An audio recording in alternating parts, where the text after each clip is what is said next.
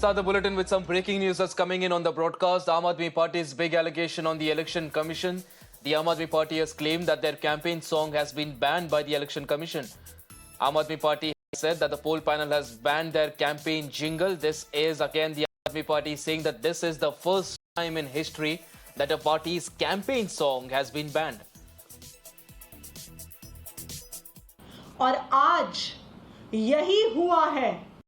Bharatiya Janata party के एक और राजनीतिक हथियार इलेक्शन कमीशन ऑफ इंडिया ने अपने इस पत्र के माध्यम से आम आदमी पार्टी के कैंपेन सॉन्ग पर रोक लगा दी है।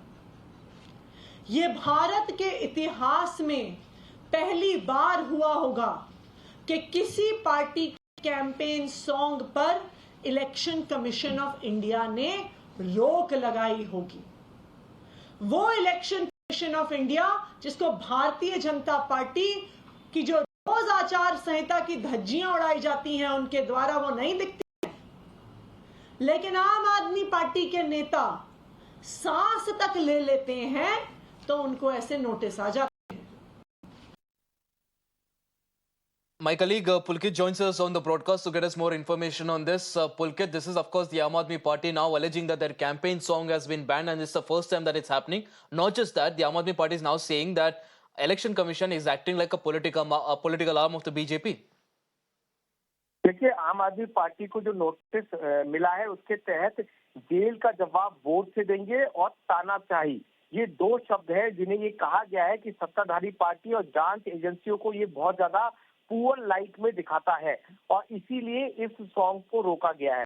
अब आम आदमी party election commission of India पर भी आरोप लगा रही है कि वो बीजेपी की टीम के तौर पर काम कर रहे हैं, क्योंकि जो शिकायतें बीजेपी को लेकर की जाती हैं उन पर कोई नोटिस इशू नहीं होता, कोई एक्शन नहीं होता, लेकिन आम आदमी पार्टी और कांग्रेस के नेताओं पर एक्शन और नोटिस जरूर इशू हो रहे हैं। जी पुलकित, साथ ही में अगर ये बता पाएंगे कि उस गाने में ऐसा था क्या जिसकी वजह से इलेक्शन कमीशन ने उस पे रोक लगाई है? देखिए, अगर हम गाने के बोल को समझें तो गाने की शुरुआत ही अरविंद केजरीवाल के पोस्टर से होती है जिसमें लिखा हुआ है कि जेल का जवाब वोट से देंगे, और गाने के जो बोल है उनमें तानाशाही शब्द का इस्तेमाल होता है। अब इसी को लेकर इलेक्शन कमीशन ऑफ इंडिया ने सवाल उठाए हैं कि तानाशाही जो शब्द है वो सत्ताधारी पार्टी और जांच एजेंसियों काफी पुअर लाइट में ले जाता है और ये ऐसे शब्दों का इस्तेमाल नहीं होना चाहिए सॉन्ग के अंदर। ये आम आदमी पार्टी को मिले नोटिस के हवाले से आम आदमी पार्टी कह रही है और इसीलिए इस सॉन्ग को बैन किया है। गुरुवार को ही ये सॉन्ग लॉन्च किया गया था। संजय सिंह और तमाम आम आदमी पार्टी के नेता उस समय मौजूद थे और उस समय इस सॉन्ग के शब्द जो थे उन पर सवाल उठाए गए थे।